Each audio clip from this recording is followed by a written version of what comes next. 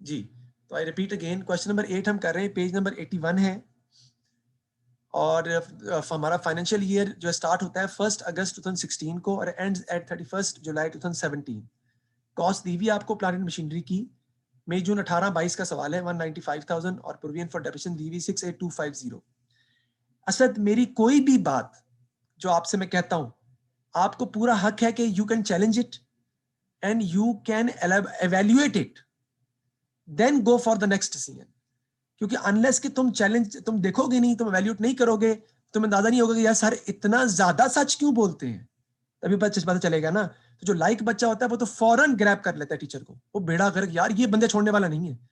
अब सर जो कहेंगे सर हमारे सामने वही, मैंने वही करना है और मैंने कुछ नहीं करना, क्योंकि सर तो जो चीज बताते हैं सर तो बिल्कुल जो है वो पिन पॉइंट कर देते हैं चीजों को। यार ये एग्जैक्ट सिचुएशन आपकी इस वक्त मौजूद है, पर्सन टू पर्सन, यानी कि स्टूडेंट टू स्टूडेंट वेरी करती है चीजें सारी, तो उसके हिसाब से आपने एफर्ट करनी है। ओके, तो कॉस्ट दी हुई आपको 195,000 की, प्रोविजन फॉर डेप्रिसिएशन दी हुई 68250 की। मशीन हमने बेची है एक 25,000 की जिसपे लॉस हुआ है 3,000 का, और मशीन की कॉस्ट हमें नहीं पता जो हमने बेची है। बेची हमने कितनी की है? 25,000 की, यानी सेल प्रोसीड्स हैं ये, और इसमें हमें लॉस हुआ है कितने का? 3,000 का। इसका मतलब है कि मशीन आपकी कितने की थी? मशीन की बुक वैल्यू थी 28,000। Book value of the machine कितनी थी? 28,000। और यार 28,000 थी तभी तो बेची है आपने 25,000 की, तभी तो आपको लॉस हो रहा है 3,000 का, क्योंकि उसकी बुक वैल्यू 28,000 थी। यानी कि 28,000 की मशीन आपने बेच दी है कितने की? 25,000 की। That's why you are having a loss of 3,000। लेकिन 28,000 is the book value. We are still waiting for the cost of the asset. Cost we don't know, उसकी बुक वैल्यू 28,000 है, कॉस्ट नहीं पता, वो निकालनी है, देखते हैं। फिर हमने नंबर 2 पॉइंट में देखे, नई मशीन परचेज की 37,500 की बाय चेक, लेकिन उसके ऊपर कुछ खर्चे और भी हुए। एक एनुअल इंश्योरेंस का खर्चा हुआ है, वो तो हर साल ही होना है, लेकिन जो इंस्टॉलेशन एक्सपेंसेस है that is one time expenditure. तो इंस्टॉलेशन एक्सपेंसेस आप ऐड करके उसकी कॉस्ट माइनस करेंगे। पहले भी इस तरह का पॉइंट एक आ चुका है। तो 37,500 में आप 4,500 ऐड करेंगे, total cost of that machine which is purchased, newly purchased, is 42,000, not 37,500. We will take 42,000 because installation expenses is a capital expenditure. It is a part of the cost of the asset. It is treated as a part of the cost of the asset. उसकी cost में add करके ही आप लेंगे। तो आपने जो machine नई खरीदी है उसकी कॉस्ट आप अपनी बुक्स में क्या रिकॉर्ड करोगे? 42,000 रिकॉर्ड करोगे। Plant and machinery is depreciated, again देखें, using the reducing balance method at a rate of 20% per annum। देखें reducing balance method ही आ रहा है, 20% per annum है, मई जून 18 का सवाल है। लेकिन इसमें हमें दी हुई है एनुअल बेसिस, एनुअल बेसिस हमें दी हुई है। तो इस क्वेश्चन को हम दोबारा से अभी मैं बताता हूँ, लेकिन जरा सवाल को पूरा पहले पढ़ लें। तो plant and machinery is depreciated by using reducing balance method. A full year depreciation is charged in the year of purchase and no depreciation is charged in the year of sale। तो इसका मतलब है कि annual basis आपको दी है कि आप full year depreciation charge करोगे जिस साल आप एसेट खरीदोगे, और जिस साल आपको एसेट बेचोगे उस साल उस पर डेप्रिसिएशन रिकॉर्ड नहीं की जाएगी। तो एनुअल बेसिस है। तो Bilal annual basis monthly basis से आसान होता है। मैंने आपको पता है, मैंने आपको पिछले लेक्चर जो दिया था ना, लास्ट लेक्चर जो हमारा था, उसमें मैंने आपको 2 सवाल करवाए थे मंथली बेसिस के, और आपको पता है इस बात का कि सर बड़े मुश्किल थे। तो अब नेक्स्ट लेक्चर में मैं दोबारा मंथली बेसिस पे जाऊंगा, क्योंकि मुझे ऐसा महसूस हुआ कि मुझे एक क्वेश्चन और एनुअल बेसिस पे कराना चाहिए, and then I will move towards monthly basis again. मैं दोबारा नेक्स्ट क्लास में मंथली बेसिस पे जाऊंगा, और मैं उसके बाद part exchange of an asset का टॉपिक है जिसका वॉइस नोट मैं इंशाल्लाह भेज दूंगा आपको, लास्ट टॉपिक है हमारा, और फिर हमारा चैप्टर ये कंप्लीट हो जाएगा। यानी कि टोटल क्वेश्चन जो हमने भी और रहते हैं आज के सवाल के अलावा, वो हमारे तकरीबन 4 सवाल हैं जो हमने और रहते हैं, जिसमें से 2 मैंने कराने और 2 आपने करने। यानी कि आप समझ लें कि ऑलमोस्ट 2 से 3 लेक्चर और हैं डेप्रिसिएशन के। उसके बाद हम control account reconciliation chapter start करेंगे, एरर्स क्या है, and I discuss with you कि हमारे चैप्टर्स जो रहते हैं। Sir, why we have taken a lot of time in doing depreciation? Because almost we have taken a month for depreciation. हमने 1 महीना लिया है। एक तो पहली बात ये कि महीना इसलिए लगा है, हमारी ऑनलाइन क्लासेस होती थी, और ऑनलाइन क्लासेस में आपको पता है स्पीड स्लो हो जाती है ऑब्वियसली, नंबर 1। और नंबर सेकंड बात ये कि चैप्टर ये है ही लंबा।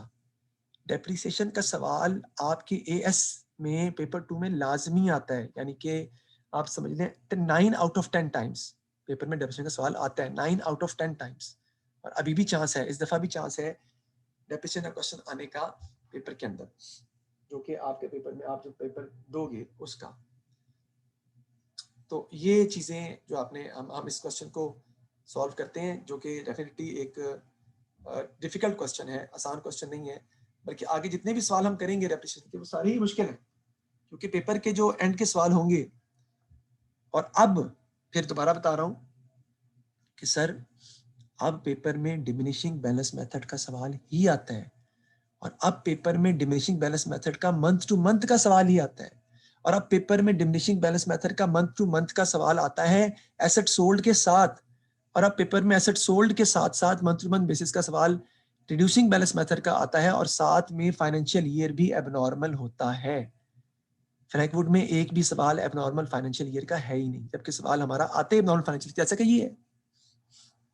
फर्क सिर्फ इसमें मंथ टू मंथ बेसिस नहीं है। बनाना क्या है जी हमने, प्लांट एंड मशीनरी अकाउंट बनाना है जी हमने, प्रोविजन फॉर डेप्शन बनाना है जी हमने, और हम उसके अलावा डिस्पोजल अकाउंट भी बनाएंगे ताकि हमें उसकी भी समझ जो है वो आ जाए, और थ्योरी भी हम इसको डिस्कस कर लेंगे, कोई प्रॉब्लम नहीं। सबसे पहले जो बात हमने करनी है वो हमने ये करनी है कि जो एसेट हमने सेल किया है उसकी कॉस्ट कितनी है। तो सबसे पहले प्लांट एंड मशीनरी अकाउंट में बनाना स्टार्ट करता हूँ कि हम कैसे इसको डेवलप करेंगे, which is not that difficult obviously, not for you because you have been doing that since long now, कि कैसे हमने जो प्लांट एंड मशीनरी अकाउंट जो है वो डेवलप करना है। अब आप लोगों को इस बात का बड़ा अच्छी तरह इंफॉर्मेशन मिल चुकी है। तो मैं प्लांट एंड मशीनरी अकाउंट यहाँ पे बनाना स्टार्ट करता हूँ।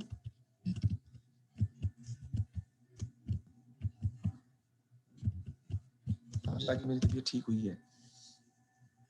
तो हमारा जो साल है वो हम कैसे इसको रिकॉर्ड करेंगे, 2016 से 17 तक का है। सॉरी, डैश डालूंगा and then I will write 17 and I will go for the dollar sign also, and again on the credit side I will write the same. हमारा क्वेश्चन 2016 से लेके 17 तक का है, मिड ऑफ द ईयर में है, 1 अगस्त 2017 में ये हमारा क्वेश्चन स्टार्ट होता है और खत्म होता है हमारा ये क्वेश्चन 1 जुलाई 2017 पे। सबसे पहले मैं यहाँ पे लिख लूंगा जो हमारा आ जाएगा ब्रॉड डाउन, कब आ जाएगा 1/8 को आएगा ब्रॉड डाउन आपका, 1/8 को, 1 अगस्त 1/8 बनती है। ब्रॉड डाउन कितना दिया है, मेरे ख्याल है 1,95,000 है, if I am not wrong. Let's check it out, देख लेते हैं। यस, तो कॉस्ट दी हुई है प्लांट एंड मशीनरी की 1,95,000 की ही दी हुई है। ठीक है जी, अब हम क्या कहेंगे, नया एसेट जो खरीदेंगे, नया एसेट जो हमने खरीदा उसकी कॉस्ट कितनी लिखनी है, 42,000। Why sir, because installation expenses is a part of the cost of the asset. तो 37,500 में 4,500 ऐड करेंगे। तो सर फिर आपने एनुअल इंश्योरेंस क्यों नहीं ऐड की, क्योंकि वो बिजनेस के खरीदने पर खर्चा नहीं हुआ, वो इंश्योरेंस तो आपने हर साल करानी है। यार गाड़ी की इंश्योरेंस हर साल नहीं पे करते आप प्रीमियम, अगर आपने गाड़ी लीजिंग पे ली है, जो इंश्योर्ड करवाई है, तो उसका प्रीमियम हर साल पे करते हैं। वो आपका इनकम स्टेटमेंट का आइटम है, नॉर्मल एक्सपेंस है, रनिंग एक्सपेंस है, डे टू डे एक्सपेंसेस है। लेकिन जो खर्चा आप एसेट खरीदने पर साथ ही करते हैं वो एसेट की कॉस्ट में शामिल होता है। तो 37,500 plus 4,500, the cost of the asset is 42,000। तो मैं अपनी यहाँ पे लिखूंगा, मैंने नया एसेट परचेज किया है, I have to go for the date first. Date is अच्छा, डेट नहीं दी, डेट की जरूरत नहीं है। डेट की जरूरत क्यों नहीं है पता है आपको, इसलिए हमारा एनुअल बेसिस है ना, तो डेट जो मर्जी हो, आपने तो पूरे साल की डेप्रिसिएशन लेनी है, क्या फर्क पड़ता है। तो इसलिए डेट नहीं भी दी हुई तो फर्क हमारे क्वेश्चन पर उसका ऐसा कोई नुकसान नहीं आएगा। अब हम इसका टोटल कर लेंगे और इधर भी टोटल आ जाएगा आपका, और टोटल में आप सबसे पहले जो यहाँ पे लिखेंगे वो आपका कैरी डाउन आना है। तो टोटल मैं यहाँ लिख लेता हूँ ऐसे, 1,95,000 प्लस 42,000, ये आ जाएगा 2,37,000। 2,37,000 इज द टोटल। सर जी जी सर, ये 42,000 वाली फिगर जरा समझाइएगा। जी, वापस चलते हैं हम सवाल पे, मैं अभी आपको बताता हूँ। और हम यहाँ पर डिस्पोजल कर रहे हैं, एक एसेट हमारा सेल भी हो रहा है, उसकी कॉस्ट कितनी है हमें नहीं पता। एंड देन 31/7 को हमारा कैरी डाउन जो है वो आएगा, जो कि मैंने अभी लिखा नहीं है, मैं लिखूंगा बाद में। अब हम बात करते हैं अपनी उसकी कि आपने जो कहा कि सर ये जो फॉल्ट वो कैसे आया है। सवाल पे चलते हैं वापस। सवाल में देखिए 37,500 इज बेसिकली जो हमने पेमेंट की है 37,500, लेकिन उसके अलावा आपने इसी एसेट पर इंस्टॉलेशन एक्सपेंस भी कॉस्ट किया है। आप एसी खरीदते हो तो एसी खरीदने पर जो आप इंस्टॉलेशन चार्जेस लगाते हो वो एसी कॉस्ट में शामिल नहीं होता, एसी कॉस्ट में शामिल करके ही लिखोगे ना। तो बेसिकली आपका एसेट 42,000 का 37,500 का नहीं है। आपने 50,000 का एसी लिया, 5,000 इंस्टॉलेशन एक्सपेंसेस ऐड किए, तो एसी कितनी कॉस्ट पड़ा? एसेट कितने का आपका इंक्रीज होगा? 55,000 से, because 5,000 is a part of the cost of the asset. That is known as capital expenditure. Any expenditure incurred on the purchase, construction, addition, extension, erection, जो नॉन करंट एसेट पे किया जाए वो नॉन करंट एसेट की cost में शामिल होता है, और हम नॉन करंट एसेट को डेबिट करते हैं, एक्सपेंस को डेबिट नहीं करते। ओके ओके जी, आगे हम चलते हैं। आगे प्रॉब्लम आ रही है हमारी कि हमने जो डिस्पोजल की वैल्यू लिखनी है वो हमें नहीं पता। मुझे पता है कि मेरा एसेट जो डिस्पोज मैंने किया है उसकी जो 25,000 उस पर सेल प्रोसीड्स थी उसकी, और उस पर 3,000 लॉस हुआ था। इसका मतलब है उसकी बुक वैल्यू थी वो 28,000 थी, यानी जब हमने उसको बेचा है तो उसकी बुक वैल्यू 28,000 थी। उसकी कॉस्ट कितनी थी वो हमने निकालनी है, तो हमें रिवर्स जाना पड़ेगा। हमने वो एसेट कब परचेज किया था, उसकी डेट दी हुई हमें 20, सॉरी एक सेकंड यार इधर चला गया, हमें उसकी कॉस्ट दी हुई थी 28 मई को, 28 मई को हमने वो परचेज किया था।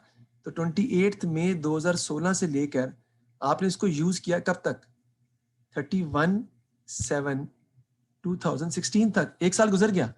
हालांकि गुजरे सिर्फ आपके 2 महीने हैं, जून और जुलाई, लेकिन हम ये सपोज करेंगे कि एनुअल बेसिस है, चाहे आपने एसेट 2 महीने यूज किया हो, एक साल गुजर गया, अगला साल हमने एसेट बेच दिया था, उस साल हम डेप्रिसिएशन रिकॉर्ड करते ही नहीं है। इसका मतलब है 28,000 पर एक साल डेप्रिसिएशन हो चुकी है, कितने परसेंट? 20% के हिसाब से। इट मींस दैट 28,000 जो दिया हुआ है आपको, that is equal to 80% of the cost of the asset, क्योंकि इस पर एक साल डेप्रिसिएशन ऑलरेडी हो चुकी है। तो कॉस्ट एसेट की आप निकाल लेंगे कैसे? 28,000 को डिवाइड कर देंगे आप, 80% का मतलब 0.8 होता है, तो आपके पास एसेट की कॉस्ट आ जाएगी विच इज 35,000। ये कॉस्ट मैंने इस तरीके से निकाली है, which is definitely a new thing for you, and I am going to repeat it again, but you have to see the question also first.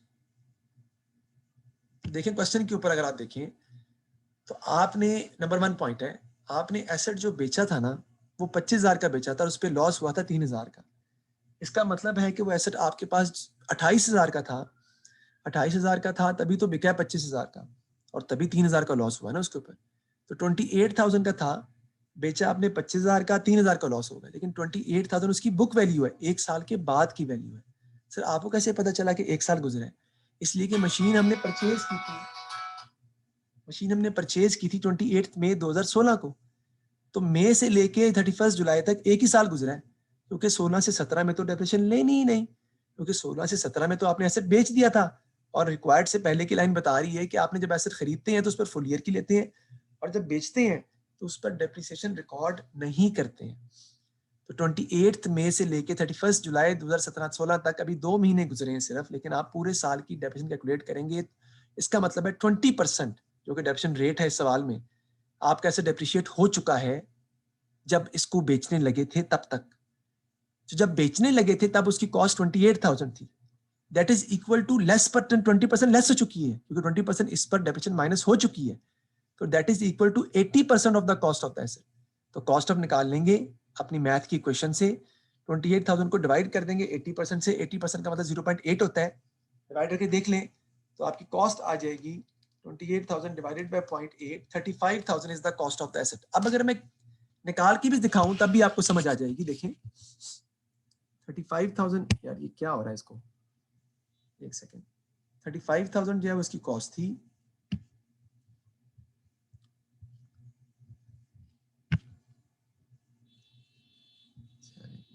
जी 35,000 उसकी कॉस्ट थी कब? 28 मई को।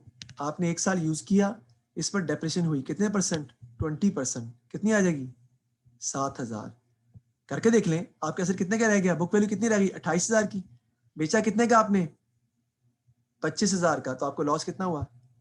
That is why you are having a loss of 3000। तो मैंने prove भी कर दिया, दोबारा रिवर्स जाके प्रूव भी कर दिया इसको कि असल में आपका एसेट 35,000 का था, आपने उस पर डेप्रिसिएशन चार्ज की थी 20%, वो कर लें 7,000 आती है, 28,000 उसकी बुक वैल्यू आई थी, 25,000 का बिका था, 3,000 का लॉस हुआ था। लेकिन मैं रिवर्स किया हूँ, मैंने 25,000 में 3,000 ऐड किया तो मुझे पता चला कि उसकी बुक वैल्यू 28,000 है, और ये 28,000 बुक वैल्यू 1 साल इस्तेमाल करने के बाद की है। इसका मतलब है इस पर 1 साल की डेप्रिसिएशन हो चुकी है, तब ये बनी 28,000। इसका मतलब है दैट 28,000 इज 20% कम होकर वैल्यू हमारे पास है कॉस्ट में से। इसका मतलब है 28,000 is equal to 80% of the cost of the asset. तो cost is equal to 28,000 divided by 0.8, so cost is 35,000, जो मैंने नॉर्मल में जाके दिखाया भी है, शो भी किया आपको। इस पॉइंट में कोई मसला है तो आप मुझे बिला झिझक पूछ सकते हैं, कोई सवाल है तो बताएं, ये मैंने समझा दिया, और ये एक टेक्निकल और नया पॉइंट था, कोई प्रॉब्लम है तो बताएं। तो ये ए लेवल्स के क्वेश्चन है जिसमें आपको इस तरीके से चीजों को हैंडल करना पड़ता है, करना पड़ेगा, but because we are doing variety of questions, तो आहिस्ता आहिस्ता आप इक्विप हो जाएंगे कि आप ए लेवल के क्वेश्चन को सॉल्व कर सकते हैं। छुट्टियां रजाया मत कीजिएगा, उसमें डेप्रिसिएशन के पास से पर जो जो मैंने सारे करवाए हैं वो आपने सारे के सारे दोबारा करने हैं घर में, ताकि आपको इन क्वेश्चंस में प्रॉब्लम जो जो हैं वो दोबारा से रिवाइज हो सके। तो ये मैं इसको मिटाने लगा हूँ, मेरा ख्याल है आपने लिख लिया होगा, मुझे इसको मिटाना है क्योंकि मुझे एसेट अकाउंट बनाना है जो मैं बना रहा था, जिसमें डिस्पोजल की मैंने कॉस्ट क्रेडिट करनी है। तो मैं इसको मिटाने लगा हूँ, मिटा दूं? Should I rub it? Ji sir. Okay, तो अब हम चलते हैं एसेट की कॉस्ट जो हमने लिखनी है, वो हमने कितनी लिखनी है, यहाँ पे डिस्पोजल की कॉस्ट आनी है यहाँ पे, और वो कितनी आनी है, वो आएगी आपकी 35,000। एक बच्चे ने सवाल कर दिया बड़ा प्यारा सा, बड़ा मासूमाना सवाल किया कि सर यहाँ 28,000 लिख दें। बहुत अच्छी बात है, इसका मतलब है कि आपने डेप्रिसिएशन के चैप्टर पढ़ना शुरू ही नहीं किया अभी तक। सर वो क्यों? Asset account is debited always prepared with the cost of the asset. इसमें आप डेबिट करते हैं जब भी उस एसेट की कॉस्ट को जो खरीदा है, और क्रेडिट करते हैं उस एसेट की कॉस्ट को जो बेचा है। तो जो बेचा है उसकी कॉस्ट 28,000 नहीं है, 28,000 जो है उसमें 20% डेप्रिसिएशन माइनस हो चुकी थी, उसकी कॉस्ट 35,000 है, और इसी वजह से मुझे ये सारी वर्किंग करनी पड़ी है। और अब मैं इसका सोल्यूशन यानी कि माइनस कर दूंगा, इसमें से 2,37,000 में 35,000 माइनस कर दूंगा तो मेरे पास 2,02,000 आ जाएगा कैरी डाउन, जो कि डेफिनेटली नेक्स्ट ईयर का बन जाएगा ब्रॉड डाउन 20200। ये मैंने एसेट अकाउंट जो है वो बना लिया। अब मुझे बनाना है कि किसका अकाउंट, प्रोविजन फॉर डेप्रिसिएशन का। एक बच्चे ने मुझे सवाल किया सर डिस्पोजल अकाउंट भी बना के दिखा दें। तो डिस्पोजल अकाउंट भी आप बना सकते हैं, कोई ऐसी प्रॉब्लम वाली बात नहीं है, डिस्पोजल अकाउंट हम बना सकते हैं। क्वेश्चन में डिस्पोजल अकाउंट की रिक्वायरमेंट नहीं है, लेकिन मैं आपको डिस्पोजल अकाउंट बना के दिखाता हूँ ताकि आपको डिस्पोजल में समझ आ जाए कि डिस्पोजल भी आप इसमें बना सकते हैं, लेकिन रिक्वायरमेंट सवाल में नहीं थी असल में। Disposal provision for depreciation account जो है वो हमने बनाना है। और सबसे पहले जैसे कि मैंने आपको बताया है कि हमारा साल मिड ऑफ द ईयर में स्टार्ट हो रहा है, 2016 से 17 के हमारा ईयर है, और इसके अंदर हम डॉलर का साइन भी डाल लेंगे। इसी तरह आगे भी यहाँ पे 2016 से 17 का हमारा सवाल है, और हम इसमें भी डॉलर का साइन डाल देते हैं। और सबसे पहले हमारा यहाँ पे आ जाएगा जो आपने लिखना है ब्रॉड डाउन, बेसिकली 1.8 को ब्रॉड डाउन, जो डेप्रिसिएशन का ब्रॉड डाउन हमें क्वेश्चन में दिया हुआ है वो हम देख लेते हैं कितना दिया हुआ है।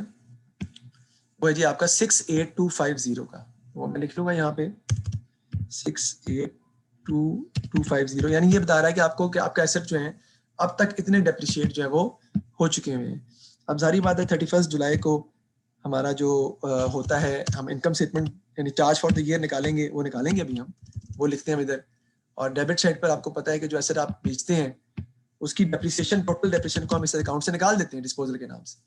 अब देखते हैं कि जो हमने एसेट बेचा उसका डिस्पोजल अकाउंट बनाने की हम कोशिश करते हैं कि वो कैसे बनेगा। वैसे इसकी जरूरत नहीं थी, लेकिन फिर भी मैं चाहूंगा कि मैं बना के आपको दिखाऊं।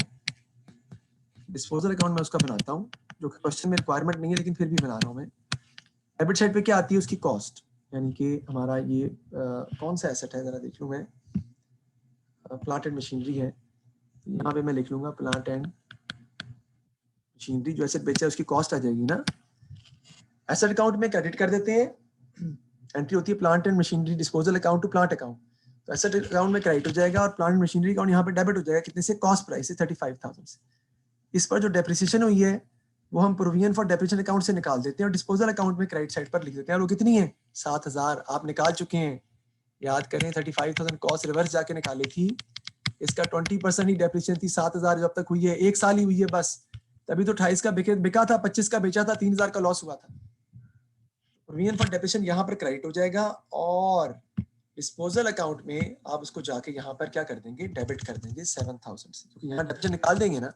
इसकी एंट्री क्या है, provision for depreciation account debit 7,000, disposal account credit 7,000। तो प्रोविजन डेप्रिसिएशन अकाउंट डेबिट हो रहा है बिकॉज ऑफ डिस्पोजल, और डिस्पोजल अकाउंट जो है वो हमारा क्रेडिट हो रहा है because of provision for depreciation.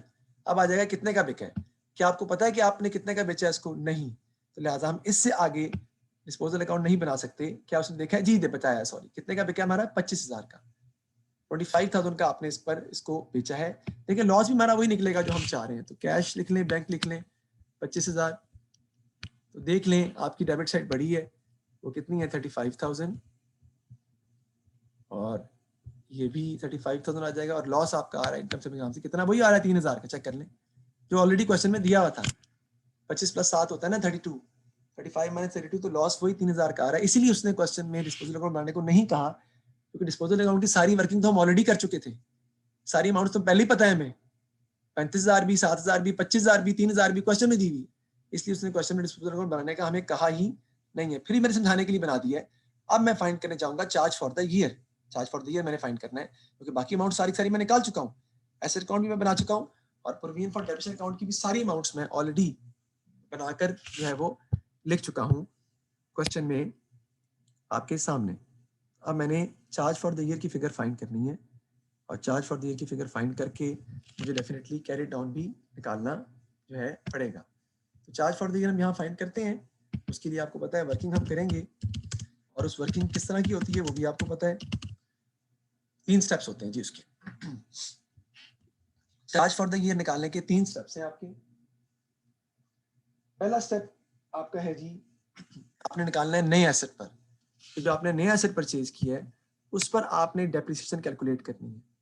तो अगर आप गौर करें क्वेश्चन के ऊपर, तो आपने जो नया एसेट परचेज किया है, पेज नंबर 81 है आपका, क्वेश्चन नंबर 8 है, नया एसेट आपने परचेज किया नंबर 2 पॉइंट के अंदर, कितने का, 42,000 का। सर 37,500 नहीं है, ओहो क्या हो गया है, ना ना ना ना ना, आप फिर भूल गए, मैंने बताया था 4,500 इंस्टॉलेशन एक्सपेंसेस हैं, वो एसेट की कॉस्ट का हिस्सा होते हैं, it should be added as a part of the cost of the asset.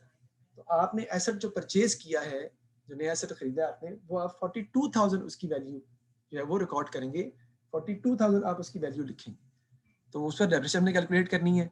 आपको पता है हमारा मेथड कौन सा है, एनुअल बेसिस, ये बड़ा आसान हो गया आपके लिए, वरना तो बड़ा मुश्किल था। तो एनुअल बेसिस पर आप डेप्रिसिएशन कैलकुलेट करते हैं फुल ईयर की, सर ये तो फिर आसान हो जाएगा, जी बिल्कुल, फुल ईयर कैलकुलेट करेंगे, आप लिखेंगे 42,000, और डेप्रिसिएशन रेट कितना है हमारा जी 20%, और अभी तक इस पर पहले डेप्रिसिएशन तो कोई नहीं हुई, डिमिनिशिंग बैलेंस मेथड तो है, लेकिन इस पर डेप्रिसिएशन तो अभी तक कोई नहीं हुई ना, तो पहले साल ही होनी है। 42,000 का, हालांकि हमने जब मर्जी खरीदा हो, हम इस पर पूरे साल की डेप्रिसिएशन ही कैलकुलेट करेंगे, और वो आपकी आ जाएगी 8,400, क्योंकि एनुअल बेसिस है, एनुअल बेसिस में एसेट जब मर्जी परचेज किया हो, डेप्रिसिएशन आप पूरे साल की कैलकुलेट करते हैं। नेक्स्ट आपका आता है, नेक्स्ट हम कैलकुलेट करते हैं जो एसेट बेचा है उस पर डेप्रिसिएशन कैलकुलेट करते हैं। जो एसेट बेचा है वो कितने का है, 28,000 उसकी बुक वैल्यू इस वक्त, नहीं 35,000 का तो था ना, कॉस्ट थी, एक साल तो यूज हो गया ना, 7,000 डेप्रिसिएशन हो चुकी है, तो अब 28,000 का है, इसमें निकालेंगे, नहीं निकालेंगे, क्योंकि एनुअल बेसिस है, जिस साल आप एसेट बेच रहे हैं उस साल आप डेप्रिसिएशन रिकॉर्ड नहीं करेंगे, तो भाई इस पर नहीं लेनी। अगर मंथली बेसिस होता तो मैं इस पर डेप्रिसिएशन कैलकुलेट करता, जितने महीने एसेट यूज करना था मैं 28,000 पे 20% इंटू 3/12, 6/12, 9/12 निकालता, अगर मंथ टू मंथ बेसिस होता, लेकिन यहाँ एनुअल बेसिस है। एनुअल बेसिस में उसने बताया है कि जिस साल एसेट परचेज कर रहे हैं उस साल फुल ईयर की लेंगे, देखें ये लिखा हुआ है, full year depreciation charge in the year of purchase and no depreciation is charge in the year of disposal. जिस साल एसेट बेच रहे हैं उस साल उस पर डेप्रिसिएशन कैलकुलेट नहीं की जाएगी। अब आ गया लास्ट स्टेप, तीसरा स्टेप आपका, एग्जिस्टिंग एसेट्स पर डेप्रिसिएशन जो आपने निकालनी है, रिमेनिंग एसेट्स पर, उसका आपको पता है डिमिनिशिंग बैलेंस मेथड में रूल जरा डिफरेंट है। सर कैसे, टोटल कॉस्ट में से जो एसेट बेचा है उसकी कॉस्ट माइनस कर देंगे, और सर उस पर डेप्रिसिएशन निकाल देंगे, गलत, वो स्ट्रेट लाइन मेथड में करते हैं, वो ओरिजिनल कॉस्ट मेथड में करते हैं। कॉस्ट में से एसेट जो बेचा है उसकी कॉस्ट माइनस करेंगे, उसके बाद टोटल डेप्रिसिएशन में से जो एसेट बेचा है उसकी डेप्रिसिएशन माइनस करेंगे, फिर उन कॉस्ट में से डेप्रिसिएशन माइनस करेंगे तो आपकी बुक वैल्यू आएगी एग्जिस्टिंग एसेट्स की, उस पर डेप्रिसिएशन कैलकुलेट करेंगे। मैं कैलकुलेट करके दिखाता हूँ, मैंने बोला भी है, कैलकुलेट करके भी दिखाता हूँ। 1,95,000 इज द टोटल कॉस्ट। इसमें से पहले मैं माइनस करूंगा जो एसेट मैंने बेचा उसकी कॉस्ट माइनस कर दूंगा 35,000। मेरे पास जो अमाउंट आ जाएगी that is the cost of the asset जो कि मैंने इस साल भी पूरे साल यूज किए हैं, 1,60,000। सर इस पे कैलकुलेट कर लें, क्यों? स्ट्रेट लाइन मेथड है जो इस पे कैलकुलेट कर लूं। अगर स्ट्रेट लाइन मेथड होता, ओरिजिनल कॉस्ट होता, तो ये कॉस्ट है रिमेनिंग एसेट्स की, एग्जिस्टिंग एसेट्स की, इस पे निकाल लेता 20%। लेकिन हमारा मेथड कौन सा है? Diminishing balance method, reducing balance method. तो मुझे इसमें से कॉस्ट में से जो इस पर अब तक डेप्रिसिएशन हुई है वो माइनस करनी है, फिर जो वैल्यू आएगी बुक वैल्यू उस पर डेप्रिसिएशन निकालनी है इस साल। तो अब मैं क्या करूंगा, नीचे एक स्टेप और होगा कि अब तक टोटल डेप्रिसिएशन कितनी हो चुकी है, वो ब्रॉड डाउन लिखा हुआ है आपका प्रोविजन फॉर डेप्रिसिएशन का 68250। इसमें से माइनस कर दूंगा जो एसेट बेचा है उसकी डेप्रिसिएशन माइनस कर दूंगा जो अब तक हुई है, 7,000 पहले निकाली हुई है। जो बाकी डेप्रिसिएशन आएगी ये उन एसेट्स पर डेप्रिसिएशन हुई है अब तक जो मैं इस साल भी यूज कर रहा हूं और मैंने बेचे भी नहीं है, 61250। ये मैं इसमें से माइनस कर दूंगा। I should go for a bracket because that will makes more sense. मैं माइनस कर दूंगा इसमें से, तो बाकी जो आ जाएगा वो मेरे पास बुक वैल्यू आ जाएगी उन उस एसेट्स की जो मैंने इस साल भी इस्तेमाल किए हैं। तो 61250 में 1,60,000 में से माइनस कर दूंगा, 98,750 मेरे पास आ जाएगी बुक वैल्यू जो उस एसेट्स की है जो मैं इस साल भी यूज कर रहा हूं और मैंने इस साल भी फुल ईयर यूज किए हैं। 98,750। इस पर निकाल लूंगा डेप्रिसिएशन कितने परसेंट, ऑब्वियसली 20%। सर पूरे साल की? यस पूरे साल की। क्यों सर? क्योंकि एनुअल बेसिस है, एनुअल बेसिस में तो आपने जब भी निकालनी है पूरे साल की ही निकालनी है ना, तो पूरे साल की आएगी। तो 98,750 पे मैं ले लूंगा 20%, वो आ जाएगी 19,750। 19,750। So the total depreciation including the new asset and the sale of asset and the old asset, sale वाले पे तो लेनी नहीं थी आपने, नए पे है 8,400, वो मैं इसमें ऐड कर दूंगा। टोटल डेप्रिसिएशन मेरे पास आ जाएगी 28,150। So the charge for the year और द इनकम स्टेटमेंट फिगर जो इस साल डेप्रिसिएशन चार्ज करनी है आपने या लिखनी है आपने, वो आपकी है 28,150 is the income statement figure. और चार्ज फॉर द ईयर जिसके लिए मैं एंट्री पास करूंगा जो होती है, क्या होती है जी? इनकम स्टेटमेंट डेबिट 28,150 और प्रोविजन फॉर डेप्रिसिएशन क्या हो जाएगा? क्रेडिट। कितने से? 28,150 से। इसकी पोस्टिंग कर दूंगा मैं अकाउंट के अंदर। Provision for depreciation account credit हो रहा है कितने से? 28,150 से। किसकी वजह से? इनकम स्टेटमेंट की वजह से, वो मैं पहले लिख चुका हूँ। टोटल कर दूंगा अब 68,250 plus 28,150, total is 96,400। So the total is of the account is 96,400. 96,400 is the total. I'm going to write the total over here also. 96,400 और मेरा यहाँ पर डेफिनेटली कैरेट में आ जाएगा, जिसकी मुझे एंडिंग डेट लिखने की जरूरत तो नहीं है, लेकिन मैं फिर भी लिख रहा हूँ क्योंकि आपको पता है एनुअल बेसिस है ना, तो एनुअल बेसिस के अंदर तो आप जो है वो डायरेक्टली भी लिख सकते हैं। तो ये आपका 96,400 में से अगर मैं माइनस कर दूं 7,000 जो कि डेप्रिसिएशन है उस एसेट की, तो कितना आ जाएगा आपके पास? 8,9400 आपके पास आ जाएगी बैलेंस कैरिड डाउन, जो कि नेक्स्ट ईयर का डेफिनेटली बन जाएगा balance brought down. Balance brought लिखना बहुत जरूरी है वरना आपके नंबर कट जाएंगे पेपर में। This is how I have solve the question. Again for diminishing balance method, this is for diminishing balance method, but again I am using annual basis। ठीक है जी, एनुअल बेसिस हम use कर रहे हैं। Annual basis आपको पता है कि वो मंथली बेसिस से हमेशा आसान होती है। ये क्वेश्चन मैंने कर लिया। इस क्वेश्चन में कोई प्रॉब्लम है? डिस्पोजल अकाउंट मैंने वैसे जान के बनाया था, उसकी जरूरत नहीं थी, मैंने फिर भी बना दिया। इस क्वेश्चन में कोई प्रॉब्लम है तो आप बिला झिझक मुझसे पूछ सकते हैं। एनी प्रॉब्लम, कोई क्वेश्चन है तो आप पूछें ताकि मैं दोबारा रिपीट कर सकूं, ताकि आपको दोबारा समझा सकूं। इसमें 35,000 रिवर्स जाके हमने कॉस्ट निकाली है, that is an important point. बाकी आपको प्रॉब्लम है तो बताएं, मैं रिपीट कर देता हूँ जी। Arshad, Asad, Bilal, any problem?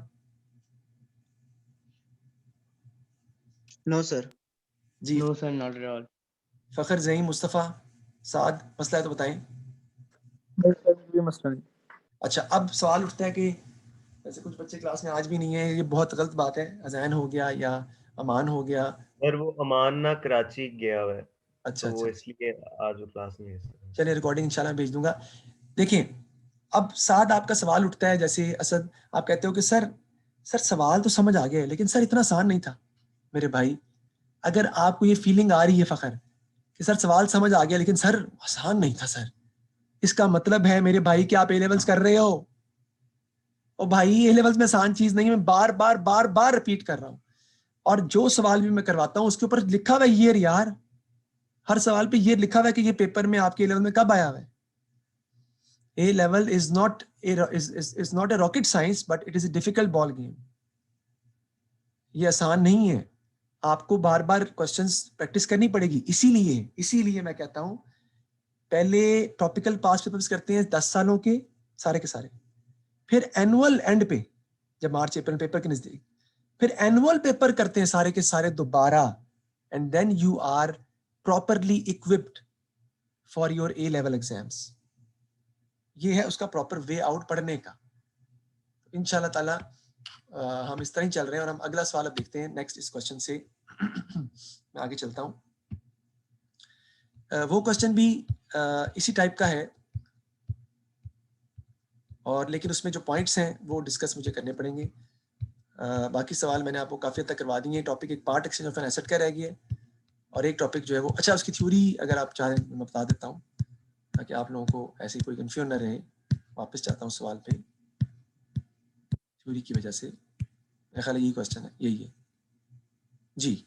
देखते हैं, आपने एक्सप्लेन व्हाई बिजनेस में use reducing balance method of depreciation for plant and machinery, because plant and machinery is such type of an asset which reduces their value more in early years and less in later years, because in later years there will be more repair and maintenance and depreciation is going to be on the lower side. शुरू में value जल्दी गिरती है, बाद में आहिस्ता आहिस्ता गिरती है। क्यों सर? बाद में आहिस्ता इसलिए गिरती है कि शुरू में नई प्लांट एंड मशीनरी की रिपेयर की जरूरत नहीं होती, लेकिन जैसे जैसे प्लांट एंड मशीनरी पुरानी होती जाएगी, we will be a need of repair and maintenance will be requirement, तो फिर डेप्रिसिएशन कम होती जाती है और रिपेयर एंड मेंटेनेंस बढ़ती जाती है। तो इसलिए हम ऐसे assets which reduces their value more in early years and less in later years as we were having plant and machinery, उन पर हम यूज करते हैं reducing balance method। आगे है Butler also purchased loose tools for use in explain to accounting treatment for loose tools। इसको हम बाद में पढ़ेंगे, अभी तक मैंने आपको लूज टूल्स के बारे में या रिवैल्यूएशन मेथड के बारे में नहीं बताया था, इसको बाद में पढ़ेंगे हम। Explain one fundamental accounting concept related to depreciation. एक है matching, expense depreciation is an expense for the business and expense should be recorded in the period to which it relates, either it is paid or not. ये non cash expense है लेकिन हुआ तो है ना, तो आप इसको रिकॉर्ड करेंगे इनकम स्टेटमेंट में। दूसरा है प्रूडेंस कॉन्सेप्ट। प्रूडेंस कॉन्सेप्ट कहता है कि अगर आप डेप्रिसिएशन को रिकॉर्ड नहीं करोगे तो आपका एक्सपेंस कम हो जाएगा, एक्सपेंस आपका कम हो जाएगा तो प्रॉफिट आपका ओवरस्टेट कर जाएगा। तो प्रूडेंस कहता है कि profit should not be overstated, profit को हम ओवरस्टेट नहीं कर सके। अगर आप डेप्रिसिएशन एक्सपेंस नहीं रिकॉर्ड करोगे तो प्रॉफिट ऑटोमेटिकली ओवरस्टेट कर जाएगा, which is not good for the business. Okay जी, ये मैंने आपको इसका बता दिया। नेक्स्ट क्वेश्चन जो मैं करवाने जा रहा हूँ वो मैं खुद नहीं करवाऊंगा, करेंगे आप ही, लेकिन मैं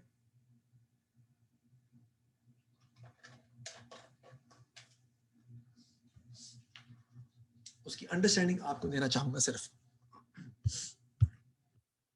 इसके बाद जो हमने क्वेश्चन करना है वो है डिमिनिशिंग बैलेंस मेथड का मंथ टू मंथ बेसिस का, जो मैंने पिछली दफा करवाए थे लेकिन दोबारा करवाऊंगा। देखिए जी, कि वही बात है, explain why business should comply with the following concept when accounting for non current assets. तो accounting for non current assets में डेप्रिसिएशन होती है, उसमें प्रूडेंस कांसेप्ट अप्लाई होता है, एक्रूड कांसेप्ट अप्लाई होता है। मैंने एक्सप्लेन कर दिया आपको ऑलरेडी, मैचिंग और अभी उस पर एक्सप्लेन किया है। एडिशन इन्फॉर्मेशन में सवाल हमारा है, T limited prepared accounts to 30th June. Again Asad, financial year अब नॉर्मल है, it start from 1st July and ends at 30th June. The following balances are available. Plant and machinery cost भी दी हुई है, डेप्रिसिएशन भी दी हुई है 48790। ऑन 1st जुलाई 2017 को, यानी कि 16-17 का सवाल है आपका, the company disposed a machine which had a net book value of 20,000। The machine had been purchased on 1st July 2015। On 1st October 2017, a new machine was purchased for 68,600 paid by check. The company depreciated plant and machinery at 20% using reducing balance method calculated on a month by month basis. But no depreciation is charged in the year of disposal. थोड़ा change किया उसने.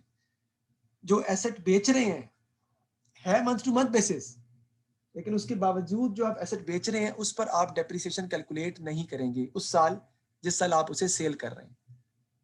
ठीक है जी. आपने बनाना क्या है, provision for depreciation account बनाना है. Working की जगह उसने अलग दी हुई है और ये अगला सवाल है मंथ टू मंथ का जो मैं आपको करवाऊंगा नेक्स्ट लेक्चर में. तो प्रोविजन फॉर डेप्रिसिएशन अकाउंट आपने बनाना है, लेकिन उसके लिए सबसे पहले हमें निकालनी पड़ेगी उस एसेट की कॉस्ट जो आप सेल कर रहे हैं. ठीक है ना, यानी कि 20,000 वाला एसेट कब बेचे हमने, 1 जुलाई 2017 को. कितने का, नेट बुक वैल्यू कितनी है, 20,000. उसकी वैल्यू 20,000 है. हम इसका डिस्पोजल अकाउंट नहीं बना सकते क्योंकि कितने का बेचा है नहीं पता, कॉस्ट का भी नहीं पता, लेकिन कॉस्ट की हमें जरूरत है क्योंकि हमें इसकी डेप्रिसिएशन चाहिए. डेप्रिसिएशन क्यों चाहिए, क्योंकि प्रोविजन फॉर डेप्रिसिएशन में आपने चार्ज फॉर द ईयर भी लिखना है और डिस्पोजल की डेप्रिसिएशन भी लिखनी, जो हमें नहीं पता. सबसे पहले इसके ऊपर बात करते हैं. चार्ज फॉर द ईयर तो हम बाद में निकालते हैं ना एंड पे, तो पहले इस पे बात करते हैं हम. उसकी बुक वैल्यू इस वक्त 20,000 है. कब, वो है जी 1 मिनट जी 17 जुलाई 2017 को उसकी बुक वैल्यू कितनी है, 20,000. बुक वैल्यू का मतलब है डेप्रिसिएशन माइनस करने के बाद की वैल्यू. खरीदा हमने कब था वो उसने बताया. खरीदा था हमने खरीदा था हमने 1/7/2015 को तो खरीदा था हमने. एक साल यूज किया, दूसरा साल यूज किया, अब उसकी वैल्यू कितनी है, 20,000. मेरा सवाल है फखर आपसे, फखर ये एसेट जब हमने खरीदा था उसके बाद कितने साल डेप्रिशिएट हुआ है कि इसकी वैल्यू 20,000 रह गई है, कितने साल डेप्रिशिएट हुआ है फखर? जिस एसेट की वैल्यू बुक वैल्यू 20,000 है 1 जुलाई 2017 सर 2 साल और हमने परचेज ये किया था 1 जुलाई 2015 को, तो इस पर कितनी जी डेप्रिसिएशन सर. चुकी है, कितने साल? सर 2 साल की. 2 साल. Very good. तो आपको असद साथ दोबारा हमें रिवर्स जाना है. इस सवाल के अंदर भी मैंने रिवर्स जाने वाले दोनों सवाल इकट्ठे करवा रहा हूं ताकि आपको रिवर्स जाना का समझ आ जाए. हमें 2 साल रिवर्स जाना पड़ेगा. कैसे? डेप्रिसिएशन रेट कितना है, 20%. इसका मतलब है कि पहले आप निकालेंगे कि जो 20,000 है, सॉरी एक सेकेंड, 2 साल वापस जाना पड़ेगा ताकि आप पता लगा सकें कि इस एसेट की वैल्यू जुलाई 2015 में कितनी थी 2 साल पहले. तो 20,000 बराबर है 80% ऑफ द कॉस्ट ऑफ 1/7/2016. तो 20,000 को डिवाइड कर देंगे कितने से, 0.8 से, ये आ जाएगा 25,000. यानी कि 1/7/2016 को इसकी वैल्यू कितनी थी, 25,000. अभी दोबारा होगा, आप फिर करेंगे. 25,000 is equal to 80% of the cost at 1/1/2015. फिर 25,000 को डिवाइड करेंगे दोबारा कितने से, 0.8 से या 80% से, एक ही बात है. तो वैल्यू कितनी आ जाएगी आपके पास, 31250. और 31250 वैल्यू है उसकी 1 जुलाई 2015 को. उस एसेट की वैल्यू 31250 है जो हमारे पास कब खरीदा था हमने, 1/7/2015 को परचेज किया था. 31250. अब इसको जरा मैं समझाता हूं. अगर आपके पास कैलकुलेटर है तो जरा निकालें. दोबारा जाऊंगा तो दोबारा 20,000 आ जाएगी. यानी जो कॉस्ट है एसेट की जो बेचा है उसकी कॉस्ट कितनी है, 31250. सर आपको कैसे पता चला, अभी समझाता हूं. देखें जरा, 31250 का लें 20%, एक साल डेप्रिसिएशन हुई इसके ऊपर, कितनी आ जाएगी पता है आपको, ये आपकी आ जाएगी 6250. करके देख लें एसेट कितना रह गया, 25,000 का. इसके ऊपर फिर लें कितने परसेंट, 20% दोबारा होगी. डिमिनिशिंग बैलेंस मेथड है, कितना आ गया, 5,000. एसेट कितने का रह गया, 20,000 का. सेम वैल्यू आ गई 17/2017 की 2 साल के बाद की वैल्यू आपके पास आ गई। मैंने प्रूव भी कर दिया, रिवर्स पहले निकाला और फिर रिवर्स को दोबारा सीधे तरीके से जाके प्रूव भी कर दिया कि वैल्यू आपकी वही आएगी। 31250 माइनस 20% निकालो 6250 आएगा। फिर निकालोगे आप 25,000 वो आएगा 5,000। इसका मतलब है इस एसेट पर अब तक डेप्रिसिएशन कितनी हुई है, आप 31250 में से माइनस कर सकते हैं 20,000, वो आ जाएगी 11250। और अगर नहीं करना तो ये कर लें 6250 प्लस 5,000, वो भी वही आ जाएगी 11250। दोनों तरीकों से आप वैल्यू निकाल सकते हैं डेप्रिसिएशन की 11250 जो आपको चाहिए। सर ये वैल्यू चाहिए क्यों है यार? मसला ये है कि मैंने बनाना है प्रोविजन फॉर डेप्रिसिएशन अकाउंट। तो प्रोविजन फॉर डेप्रिसिएशन अकाउंट में मुझे जो एसेट बेचा है उसकी डेप्रिसिएशन अकाउंट से निकालनी है, तो मुझे उसको डेबिट करना है। तो निकालने के लिए मुझे डेबिट करना पड़ेगा प्रोविजन फॉर डेप्रिसिएशन अकाउंट बनाने जब मैं बनाऊंगा। तो मैं आपको ये लिख लें आप पहले, क्योंकि मुझे ये मिटाना पड़ेगा, वरना मैं किसी और जगह पे शिफ्ट नहीं कर सकता, यानी मैं किसी और कोई और पेज ओपन नहीं कर सकता, सवाल पे सॉल्व नहीं कर सकता जब तक कि मैं इसको मिटा ना दूं। तो इसको जरा आप पहले लिख लें ताकि मैं इसको मिटा सकूं। मैं रिपीट करता हूं दोबारा एक दफा। 2 साल बाद की बुक वैल्यू दी हुई थी हमें 20,000, 2 साल बाद की बुक वैल्यू। पहले मैं 1 साल पीछे गया क्योंकि इसमें से 20% डेप्रिसिएशन हो चुकी हुई थी, तो मेरे पास डिवाइड किया मैंने 0.8 से, तो मेरे पास 25,000 वैल्यू आ गई जुलाई 2016 की। फिर 25,000 वैल्यू में से फिर 20% पहले माइनस हो चुका है 15 से 16 में। फिर रिवर्स किया, 25,000 को दोबारा डिवाइड किया 0.8 से, तो मेरे पास आ गई 31250 वैल्यू आ गई, जो कि कॉस्ट है 1 जुलाई 2015 की। और इस पर अगर आप 2 साल डेप्रिसिएशन करें तो देखिए 20,000 ही आता है 2 साल बाद। 6250 plus 5,000 you will get the total depreciation 11250, या कॉस्ट में से बुक वैल्यू माइनस कर दें तब भी आपके पास टोटल डेप्रिसिएशन आ जाएगी 11250। मेरा ख्याल है आपने ये लिख ली है, तो आपको इसकी समझ भी आ गई है। तो मैं इसको डेफिनेटली मिटाने लगा हूँ, जिसको रब करना है क्योंकि मुझे इससे आगे चलना है चार्ज फॉर द ईयर निकालने के लिए। तो मिटा दूं, एनी प्रॉब्लम समझ आ गई है? पिछले क्वेश्चन में मैं एक दफा रिवर्स किया था क्योंकि 1 साल पहले की वैल्यू निकालनी थी। इस क्वेश्चन में मैं 2 दफा रिवर्स किया हूँ क्योंकि मुझे 2 साल पहले की वैल्यू फाइंड करनी है। तो इसको मैं रब करता हूँ। अब लेक्चर तो रिकॉर्ड हो ही रहा है, आप इसको दोबारा भी सुन सकते हैं, कोई प्रॉब्लम वाली बात नहीं है। अब मैंने बनाना है प्रोविजन फॉर डेप्रिसिएशन अकाउंट, मैं यही बना रहा हूँ because of the time shortage. तो प्रोविजन फॉर डेप्रिसिएशन अकाउंट, आपको पता है इसमें क्या क्या चीजें आती हैं। इसमें आपका ब्रॉड डाउन आता है, इनकम स्टेटमेंट फिगर आती है, इधर आपकी आई थी डिस्पोजल की टोटल डेप्रिसिएशन जो आप निकाल देते हैं, वो निकाल चुके हैं आप, कितनी है 11250, और आपका आ जाता है कैरिड डाउन। अब मैंने क्या निकालना है, चार्ज फॉर द ईयर, लेकिन उससे पहले देख लेते हैं कि ब्रॉड डाउन डेप्रिसिएशन कितना दिया हुआ है। वो दिया हुआ है 4, ये दिया हुआ है 48,700, ये मैं यहाँ लिख लूंगा 48,700। अब मैंने निकालना है charge for the year. Charge for the year कैसे निकालते हैं आपको बहुत अच्छे तरीके से पता है। सबसे पहले मैं डेप्रिसिएशन कैलकुलेट करूंगा किसके ऊपर, नए एसेट पर, और फिर करूंगा मैं जो एसेट बेचा है उस पर अगर जरूरत है तो, और फिर करूंगा मैं सब पर। तो पहले निकालता हूं मैं नए एसेट पर। वो कितने का मैंने परचेज किया था, ये है आपके सामने, एक सेकेंड, 68600 का, ये रहा।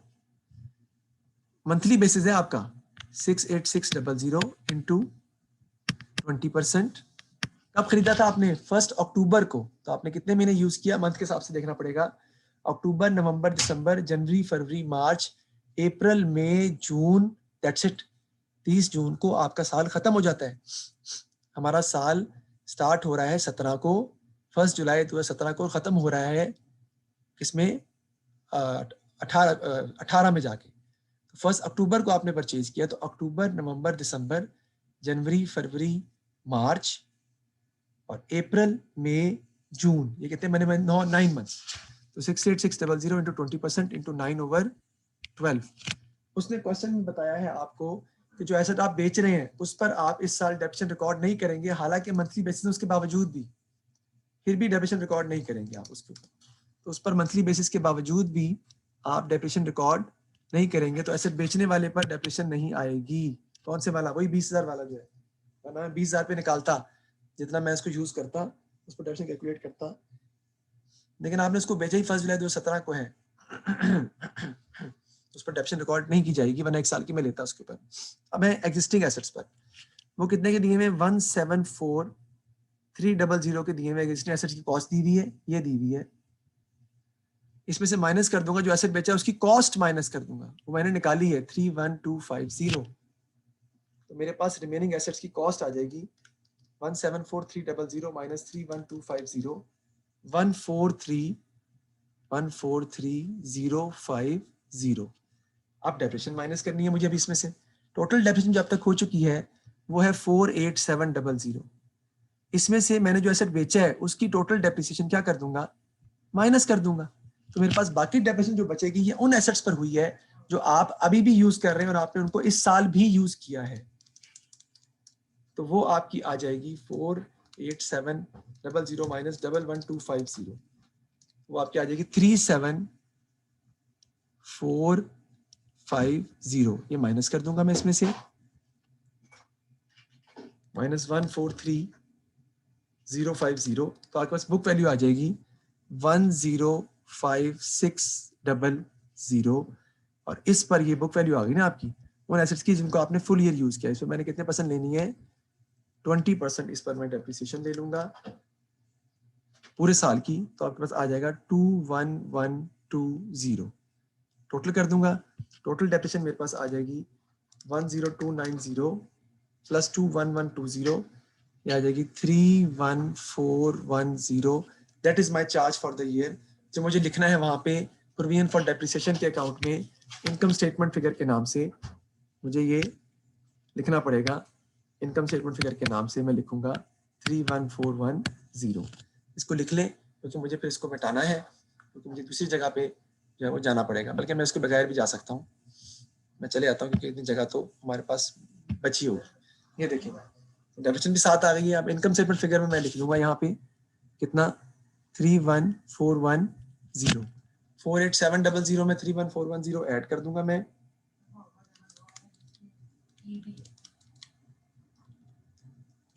टोटल आपका आ जाएगा 80110। तो उससे प्रोविजन फॉर डेप्रिसिएशन अकाउंट बनाने को कहा हुआ है ना, डिस्पोजल वगैरह बाकी कुछ नहीं मांगा हुआ। तो ये आपका कैरी डाउन आ जाएगा 68860 एंड द टोटल इज 80110। तो ये मैंने प्रोविजन फॉर डेप्रिसिएशन अकाउंट भी आपको बनाकर दिखा दिया और इस क्वेश्चन को भी हमने कंप्लीट जो है वो कर लिया है। दोबारा अगर आप देखना चाहें इसको तो मैं दोबारा आपको उस पोजीशन पे जाके दोबारा दिखा देता हूँ। ये लें, ये आप लिख लें क्योंकि कैलकुलेशन है। सबसे पहले हमारा एसेट था 20,000 का। 20,000 वाले एसेट्स पर हम रिवर्स गए हैं, 2 साल पहले की वैल्यू निकालनी है मुझे, कॉस्ट निकालनी है। तो 20,000 डिवाइड बाय 0.8, 25,000 आया, फिर डिवाइड किया 0.8 से, तो 31250 is the cost of the asset which is sold out. उस पर बुक वैल्यू कितनी है उसकी? 20,000 है। इसका मतलब है 11250 उस पर डेप्रिसिएशन अब तक हो चुकी है, वो मैं प्रोविजन फॉर डेप्रिसिएशन अकाउंट से निकाल दूंगा और यहाँ भी उसकी जरूरत पड़ेगी। फिर मैंने चार्ज फॉर द ईयर निकाला, जो नया एसेट परचेज किया था 68600 का, क्योंकि मंथ टू मंथ बेसिस है, 20% डेप्रिसिएशन रेट है। अक्टूबर से लेके जून तक यूज किया है। तो अक्टूबर, नवंबर, दिसंबर, जनवरी, फरवरी, मार्च, अप्रैल, मई, जून, 6 मंथ बनते हैं, जस्ट 6 मंथ बनते हैं। 68,600 इंटू 20% इंटू 9 मंथ्स बनते हैं, सॉरी, इंटू 9/12 वो आएगा 10290। दोबारा गिनता हूँ, अक्टूबर, नवंबर, दिसंबर, जनवरी, फरवरी, मार्च, अप्रैल, मई, जून तक 9 महीने, वो 10290 आ गया। जो एसेट बेचा है उस पर डेप्रिसिएशन लेनी नहीं है आपने, क्योंकि उसने कहा है last line no depreciation is charge in the year of disposal. हालांकि मंथ टू मंथ बेसिस है, फिर भी उसने कहा है, यानी दोनों मेथड को मिक्सअप किया है, ऐसे कह लो। ये लेवल्स है ना, क्या करें, चीजें चेंज करता है वो। अब निकालनी है आपने एग्जिस्टिंग एसेट्स पर डेप्रिसिएशन, रिमेनिंग एसेट्स पर डेप्रिसिएशन। तो रिमेनिंग एसेट्स की कॉस्ट कितनी है? 174,300। उसमें से जो एसेट बेचा है उसकी कॉस्ट माइनस कर देंगे, क्योंकि उस पर तो लेनी नहीं है, 31250। तो 143,050 इसमें निकाल दें। नो, नहीं निकाल सकते। अगर स्ट्रेट लाइन मेथड होता, अगर ओरिजिनल कॉस्ट मेथड होता, तो मैं 143,050 पर डायरेक्ट डेप्रिसिएशन कैलकुलेट कर लेता। लेकिन हमारा मेथड स्ट्रेट लाइन मेथड नहीं है, हमारा है डिमिनिशिंग बैलेंस मेथड। तो मुझे इस एसेट पर अब तक जो डेप्रिसिएशन हुई है वो माइनस करनी है, और वो कितनी है उसके लिए मुझे डेप्रिसिएशन देखनी पड़ेगी। पहले जो टोटल पड़ी हुई है 48700, इसमें से जो एसेट बेचा है उसकी डेप्रिसिएशन मैं माइनस कर दूंगा 11250 जो अब तक हुई है, मैंने निकाली है। तो मेरे पास डेप्रिसिएशन बाकी आ जाएगी 37450। इस पर मैं डेप्रिसिएशन कैलकुलेट कर लूंगा 37450 पे, और माइनस कर दूंगा 143 050 से, तो मेरा आ जाएगा 105600, उस पर निकालूंगा 20% पूरे साल की, तो 21120 is the charge for the year on existing assets, and on the new asset the depreciation is 10290, इन दोनों को ऐड कर लूंगा, तो 31410 is the income statement figure or charge for the year. इसको मैं मिटा रहा हूँ क्योंकि ऑलरेडी आप सारी बातें लिख चुके होंगे, और ये फिर 31410 मुझे लिखनी है जाकर कहाँ पर, अकाउंट के अंदर, प्रोविजन फॉर डेप्शन अकाउंट के अंदर, ब्रॉट डाउन 487700 है, एंट्री पास करेंगे income statement to provision for depreciation, provision for depreciation credit हो रहे हैं 31410 से, किसकी वजह से, इनकम स्टेटमेंट की वजह से। डिस्पोजल की डेप्रिसिएशन हम निकाल देते हैं प्रोविजन फॉर डेप्शन अकाउंट से, वो 11250 हमने निकाली है, तो कैरी डाउन आपका आ जाएगा 68860, आपका आ जाएगा कैरी डाउन। मैं दोबारा 11250 को दोबारा एक्सप्लेन करता हूँ। 31250 इसकी कॉस्ट थी, हम रिवर्स गए थे, पहले डेप्रिसिएशन हुई थी 6250 20%, आपका एसेट रह गया था 25000 का, फिर दोबारा इस पर डेप्रिसिएशन हुई थी 20%, तो आपका कितनी आई थी 5000, तो आपका एसेट तभी रह गया था 20000 का। मैं 20000 को लेके दोबारा रिवर्स गया हूँ, मैंने 31250 निकाली रिवर्स जाके 0.8 से डिवाइड करके, रिवर्स जाके टोटल डेप्रिसिएशन जो एसेट पर अब तक हुई है वो कितनी है, 6250 प्लस 5000, दैट इज 11250 को हुई 2 साल है, वो मैं depreciation provision for depreciation account से निकाल दूंगा और डिस्पोजल में फेंक दूंगा। लेकिन हमें पता ही नहीं है कि डिस्पोजल का एसेट कितने का सेल हुआ है, लिहाजा हम डिस्पोजल पर जो प्रॉफिट और लॉस है वो कैलकुलेट इस सवाल में नहीं कर सकते, इसीलिए उसने क्वेश्चन में रिक्वायरमेंट में भी प्रॉफिट लॉस निकालने को दिया ही नहीं था। यहाँ तक कोई मसला है तो बिला झिझक आप मुझसे पूछ सकते हैं। ये सवाल मैंने कंप्लीट करवा दिया और ये टॉपिक हमारा है रिवर्स जाने वाला, कि हम कैसे रिवर्स जाते हैं सवाल में। जी अरशद, बिलाल, मुस्तफ़ा और साथ समझ आ गई आपको? बच्चे निकल गए हैं? जी सर, आ गई समझ। चलें, वेरी गुड। कौन कौन निकल गया है इसमें? साद निकल गया है और असद भी नहीं, साद तो है, सॉरी, असद निकला है और फ़खर, अरशद साहब आए हैं, फ़खर चला गया, फ़खर निकला है और एक बच्चा और था, मुस्तफ़ा। यस, ठीक है जी। तो ये क्वेश्चन मैंने रिकॉर्ड कर लिया है, मुश्किल नहीं है, रिकॉर्डिंग आपको डेफिनेटली मिल जाएगी। तो ये टॉपिक हमने अब कंप्लीट किया है। अब सिर्फ 2 टॉपिक हमारे रहते हैं, एक पार्ट एक्सचेंज का जिसका वॉइस नोट में भेजूंगा, आपने सुनना जरूर है वो 2 दफ़ा, और दूसरा मंथ टू मंथ बेसिस है, वो हम इंशाल्लाह ताला नेक्स्ट लेक्चर में जब वो करेंगे, जब स्कूल खुलेंगे या फिर हम उसके अलावा भी क्लास अगर रखना चाहें तो कर लेंगे, मेरा ख्याल है छुट्टियों में। तो thank you very much, I will discuss with you on WhatsApp group कि क्लास हम एक और रखना चाहेंगे तो रख लिया करेंगे बीच में क्लासेस, और जिसको कोई मसला हो व्हाट्सएप पे डिस्कस कर सकता है। जो प्रोविजन फॉर डॉक्यूमेंट्स का टॉपिक के लेक्चर्स हैं वो भी मैं आपको भेज सकता हूँ, मेरे पास रिकॉर्डिंग्स पड़ी हुई हैं। तो इस सवाल को दोबारा घर में कीजिएगा क्योंकि आसान नहीं है, मुश्किल है। Thank you very much for your time, take good care of yourself and your family, and अल्लाह हाफिज़, हैव अ नाइस डे।